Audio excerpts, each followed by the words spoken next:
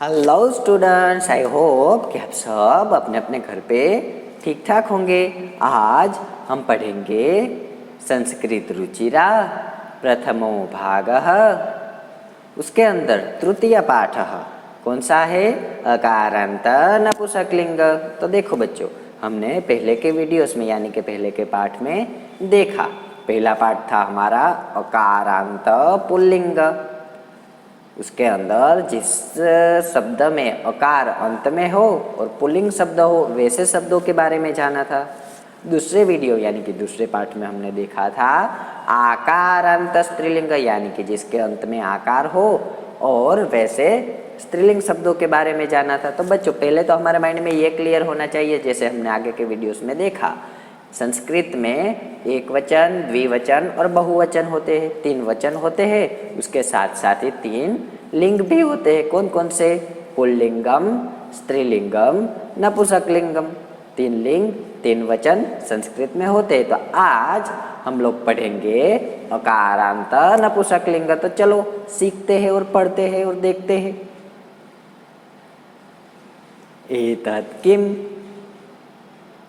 यह क्या है? एतत् खनित्रम अस्ति, यानी कि यह खनित्रम यानी कि कुदाल या फिर फावड़ा है। यह फावड़ा है। श्रमिकम खनित्रम चालयति, यानी कि श्रमिक यानी कि मजदूर, मजदूरनी कुदाल या फिर फावड़ा चलाती है। तत् किम, आप देख सकते हो फोटो में, यह वह क्या है? तत् विश्राम गृहम अस्ति, यानी कि वह विश्राम गृह है, विश्राम घर है। किम अत्र भीतिकम अस्ति, फोटो में देखिए, किम अत्र भीतिकम अस्ति, क्या यहाँ दीवार है? फोटो में देख के बताइए मुझे, यहाँ पे दीवार है? नहीं है ना।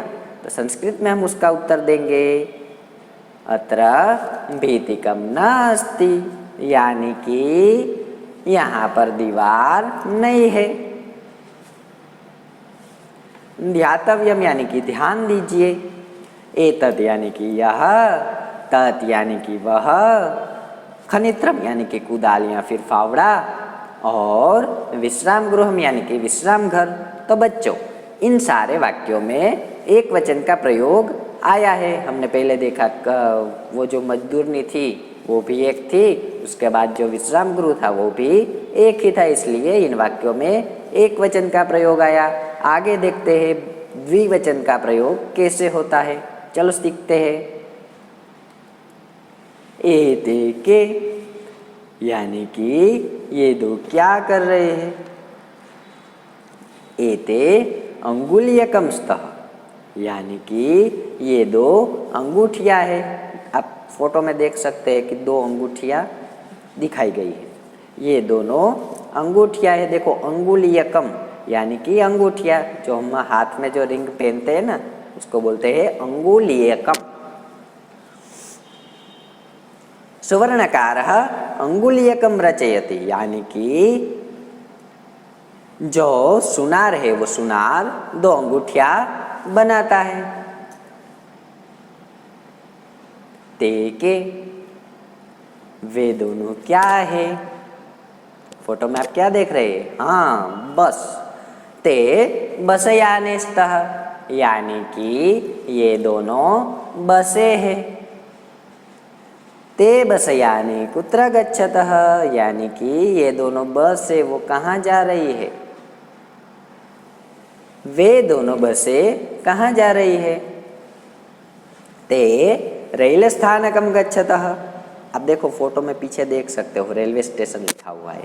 ते रेल स्थानकम गच्छतः, यानी कि वे दोनों रेलवे स्टेशन जा रही है। ध्यातव्यम यानी कि ध्यान दीजिए। ते यानी कि ये, ते यानी कि वे, अंगुलीयकम यानी कि दोनों अंगूठियाँ, और बसयानी यानी कि दोनों बसें। तो बच्चों, इन वाक्यों में हमने द्विवचन का प्रयोग सीखा कि कैसे द्विवचन का प्रयोग आता है। देखो, पहले जो था वो था एक सुनार था, वो 2 अंगूठियाँ बना रहा था, द्विवचन आया। उसके बाद 2 बस की बात की, उसमें भी द्विवचन आया। तो इन वाक्यों में हमने द्विवचन का प्रयोग कैसे आता है उसके बारे में सीखा। चलो आगे देखते, 2 से ज़्यादा यानी कि बहुवचन का प्रयोग कैसे आता है उसके बारे में सीखते हैं।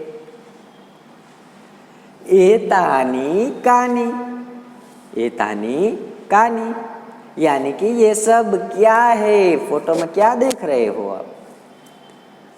एतानी करवस्त्राणि सन्ति यानी कि ये सब रुमाल है। करवस्त्र यानी कि रुमाल। किम एतानि पुराणानि, क्या ये सब पुराने हैं? फोटो में तो कुछ पुराने नहीं लग रहे। न एतानि तु नूतनानि, न एतानि तु नूतनानि यानी कि नहीं, ये सब तो नए हैं। तानी कानी, ये वे सब क्या है? फोटो में क्या दिख रहा है? वे सब क्या है? तानी कदली फलानी संति यानी कि वे केले हैं। देखो केले को संस्कृत में बोलेंगे कदली फलानी। किम तानी मधुराणी, क्या वे मीठे हैं? मधुराणी यानी कि मीठे। क्या केले मीठे होते हैं? किम तानी मधुराणी, आम तानी मधुराणी पोषकाणी च। आम यानी कि हाँ, हाँ वे मीठे और पौष्टिक है। ध्यातव्यम यानी कि ध्यान दीजिए।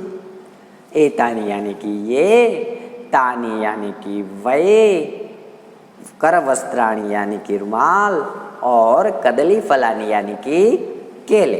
तो बच्चों इन वाक्यों में हमने बहुवचन का प्रयोग सीखा कि 2 से ज़्यादा वस्तुएं के बारे में बात करें तब बहुवचन का प्रयोग आता है।